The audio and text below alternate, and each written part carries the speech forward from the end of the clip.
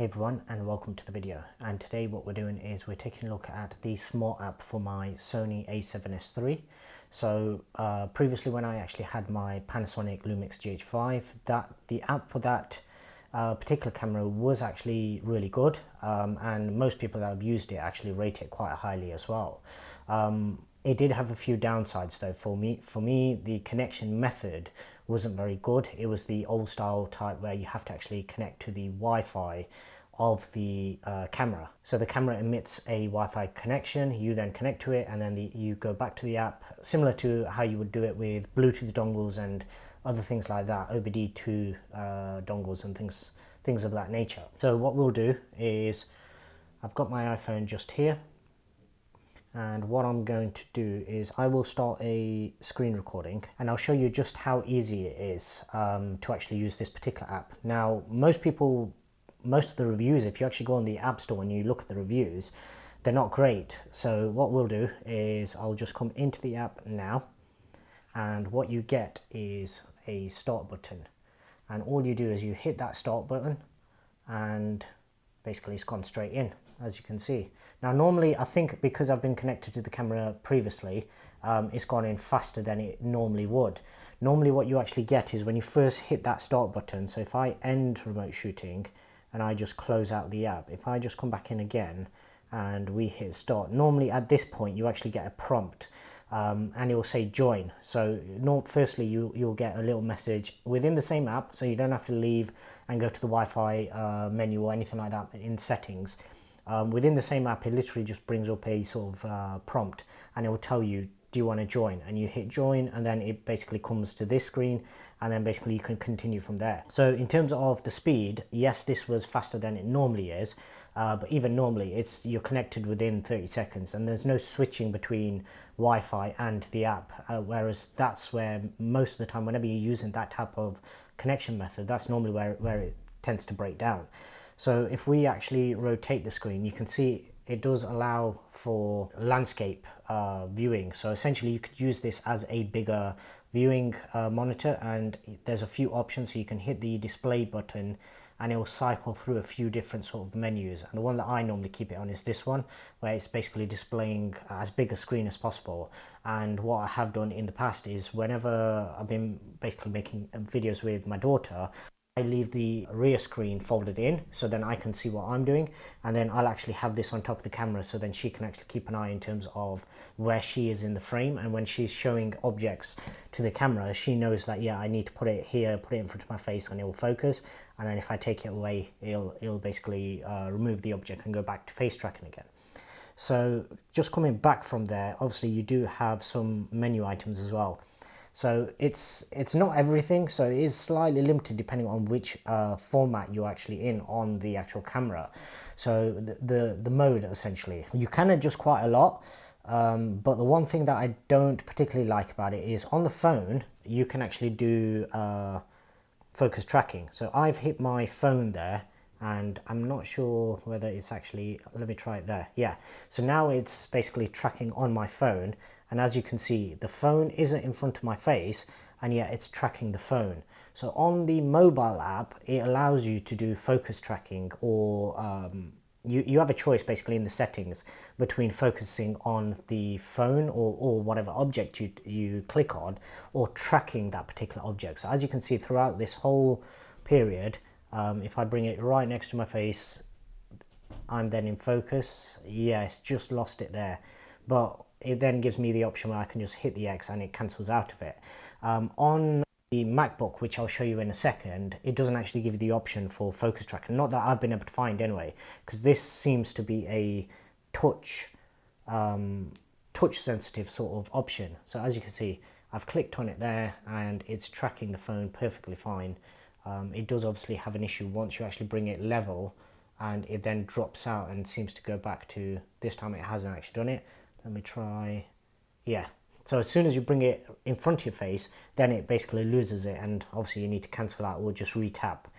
So in terms of the mobile side of things and the mobile app, and generally mobile is going to be the main one that you're actually using. So yeah, so with me being in this sort of talking head scenario, it is quite useful for me to actually have the MacBook rather than the phone, because obviously the phone, you're still talking a relatively small screen, whereas the MacBook, obviously you're talking a 13-inch screen here. So what I'll do is, for this part, it does require a few settings to be changed in the menu. So what I'll do is I'll now stop this, and I'll do it from my phone, and I'll show you just how quickly I can do it. So that, yeah, that's already connected. But yeah, so what I'll do is I'll come out of the recording that I'm doing currently, and I'll make a little insert with my iPhone, just showing you which options you have to go in and change in order to get the MacBook to actually load up. Okay, so here we are on the iPhone, and if I just hit the menu button, as you can see right now, the location where we're in is basically on the sort of globe, the network side of things. And then you come into this first one, transfer remote, and you go into, I suppose that's control with smartphone. And then basically you turn that on. Now, the bit that we want to do is the PC remote function. And normally that's basically grayed off. So the one sort of slight downside is that you can't just automatically switch between them. You do have to actually come into this one, turn it off physically from there. Obviously you can set shortcuts for all of this kind of thing through the function keys as well, I think. Yeah, and then we come down to PC remote function, and now obviously it gives you that option. And all we do is we hit on that, and it says it will go into pairing mode. And then basically what you want is, obviously you have to have previously connected to your Wi-Fi connection, because that's what it's doing. It's just going over your Wi-Fi connection. Not sure why that's gone out of focus. But yeah, that's now in pairing mode. So what we'll do is we'll go over to the MacBook and we'll basically start everything up.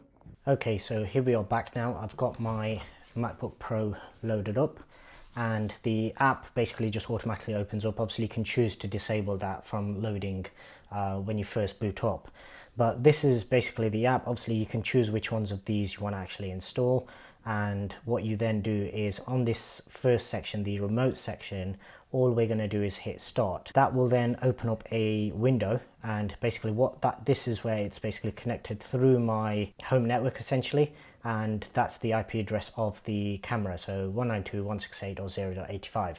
Obviously that might change if you've not assigned it a static IP address. It doesn't really make any difference what it is, as long as it shows up. That's all that essentially matters. And you just double click into that, and basically that will now communicate with the camera. And there we go, so it's booted up, and it's as simple as that. Now, as I did mention before, I've only had a quick play about with this, but instantly you can see, so obviously we can make this full screen, and instantly you can see, and I'll actually show you. So in comparison to the smartphone and the iPhone, obviously it's a much bigger image. So in terms of being able to keep a track of where you are in the frame, and especially whenever I'm doing product shots like this, because I'm essentially having to block out my face, it actually makes it very easy for me to keep an eye on the MacBook sat on my desk essentially, just below where the camera is. Now, as I say, I did mention the fact that there is no option where I can actually click and do any type of focus tracking. As I say, I've not played about with this too much. Whenever I've actually used this, I've literally only been using it for whenever I've actually been recording. So in these sort of talking head videos, and also one that I actually did with my daughter, where basically I just put the camera on a tripod, let her play, and basically it was recording away, and I was just monitoring and basically testing out and having a little playback with the app essentially. But for me, both of these apps, in terms of functionality, I can obviously, as you can see from here, I can start and stop, and obviously if it was in a different mode, you can also choose to take photos and do other things from here. You've got all your settings just there on the right hand side. You can obviously switch from manual to from auto to manual focus. So there's a lot on here that you can actually do. And for me, I've not experienced any of the sort of problems that most people that do the reviews tend to leave in terms of their comments. Now, this could all be down to the fact that my camera is still on a very old firmware, and possibly some of the issues might have actually crept in as a result of those newer firmwares, and there may be bugs in there that's actually causing people problems. Or it could simply be down to the fact that most of the reviews aren't going to be for the A7S III.